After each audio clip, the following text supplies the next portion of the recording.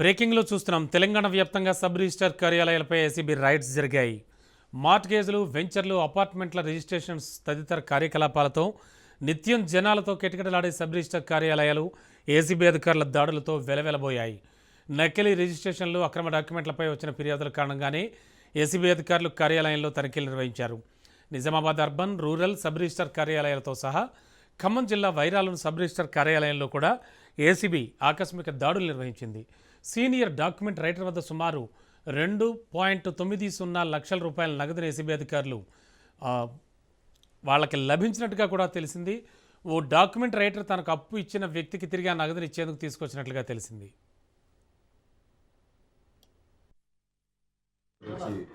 Surprise check చేయడం జరిగింది. Document రైటర్స్ని verify చేస్తున్నాం. డాక్యుమెంట్ రైటర్స్ దగ్గర ఉన్న డాక్యుమెంట్స్ ఏంటి, వాళ్ళ దగ్గర ఉన్న క్యాష్ ఎందుకు ఉంది, అంత క్యాష్ ఎందుకు ఉంది, వాళ్ళ ట్రాన్సాక్షన్స్ ఏమున్నాయి, వాళ్ళ ఫోన్ ద్వారా వాళ్ళు ఏమేమి ట్రాన్సాక్షన్ చేస్తున్నారని వెరిఫై చేస్తున్నాం. సబ్ రిజిస్టర్ ఆఫీస్ సిబ్బందిని కూడా లోపలే ఉన్నారు, వాళ్ళు కూడా వాళ్ళ ట్రాన్సాక్షన్స్ కూడా వెరిఫై చేస్తున్నాం. లోపల కార్యాలయంలో ఉన్న రికార్డ్స్ కూడా వెరిఫై చేస్తాను. ఏమైనా ఇర్రెగ్యులారిటీస్ ఉంటే వాళ్ళ మీకు తెలియజేస్తాం. మీ అందరికీ మరొకసారి ఈ ఖమ్మం భద్రాద్రి